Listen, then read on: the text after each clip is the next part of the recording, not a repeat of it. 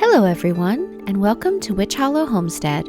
We are in the middle of strawberry season, which is my favorite fruit season, and I'm going to show you how I turn these strawberries into simple strawberry syrup.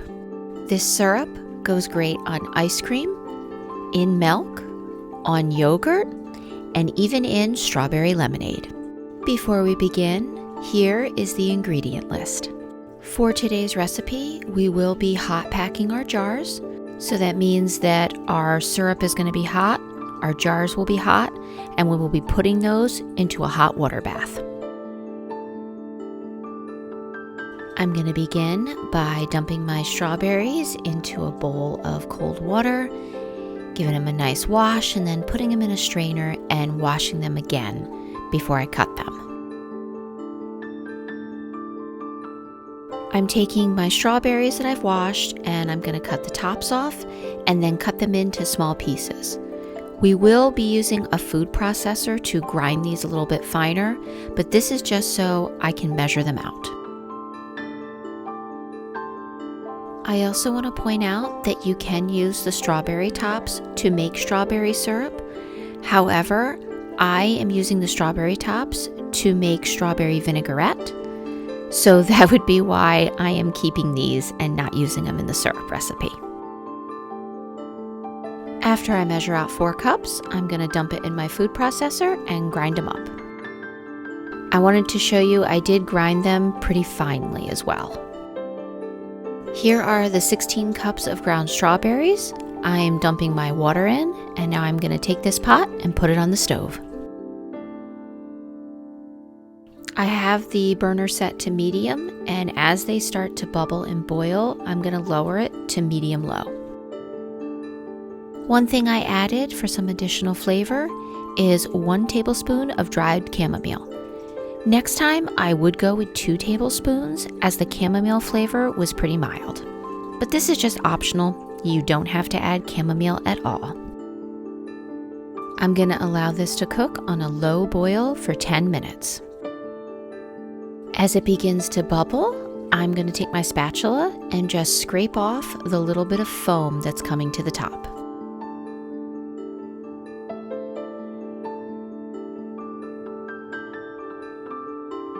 The 10 minutes are up. I'm going to remove the pot from the stove and I'm going to begin to strain it.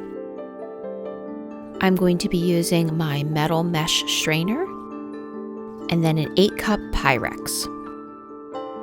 I found that what works best for this process is to ladle about 3 to 4 ladles worth in, and then take a spatula and slowly press it out to get all of the juice out of the strawberries.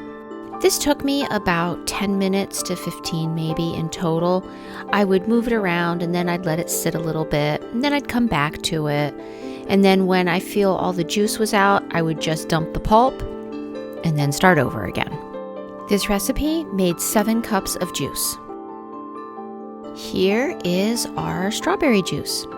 There is one step you could do that's optional. You could get a cheesecloth and you could strain this through cheesecloth to get the seeds out, but I was happy to leave the seeds in. Before I continued with the next step, I wanted to get my canning jars out, and I am using small jelly jars for this. In the end, it made 11 jars. I was joking with Mr. Witch that this strawberry juice looked like I had a glass pitcher of blood sitting on the kitchen counter. It cracked me up. I'm not going to go through the process of showing you how to sterilize the jars. Everybody sterilizes them their own way. I will just tell you that all of these jars were freshly washed before they were put in the box, and I'm going to boil some water and put boiling water in them. As for the lids, I will not be putting them in hot water as I will be water bath canning for over 10 minutes. I have my water bath canner on the stove with hot water in it, and I have the burner turned on. I'm going to put the lid on it, and then I also did a tablespoon of white vinegar in it so that the jars come out nice and clear. I dumped my strawberry juice into my cleaned cook pot, and I have that on medium heat.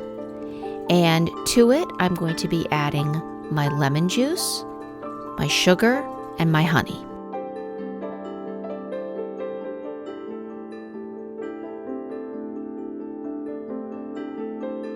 I'm going to be bringing this syrup mixture to a boil, and once it starts to boil, I'm going to lower the temperature slightly because I want to keep it on a low boil and let it cook like that for 15 minutes. After 15 minutes, we're ready to pack our jars. This syrup is such a beautiful bright color, but at the same time, it does still look like I'm ladling blood into small jelly jars. Just saying.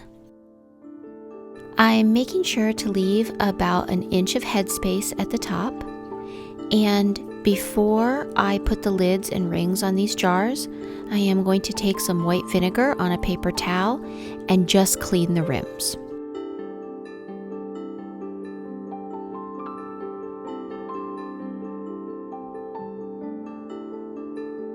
Don't forget to make sure that you're not over tightening your rings, just finger tight. The syrup is all packed in the jars, and now we're ready to add these to our canner. I have our water bath canner with the hot water in it that did start boiling, and I lowered the temperature all the way down so that it's not boiling when I go to add the jars in. I know that the syrup is hot and so are the jars, but I still like to add my jars very slowly into my water bath canner. Let them sit for 20 seconds or so on the edge, as you can see, and then I will begin to slowly submerge them all the way down. For me, I find that my jars don't crack or break so easily. I think by the end of canning season last year, I only lost one jar, which I was really happy about. I'm going to put the lid on, turn up the heat to high, and let these come to a boil. Once the water starts boiling, I will lower the heat slightly just so I can keep that boil, and then allow them to can for 10 minutes. When the 10 minutes are up, I turn the heat off, and then I let them sit with the lid on for another 5 minutes before removing them from the water bath canner. And here we have it, simple strawberry syrup.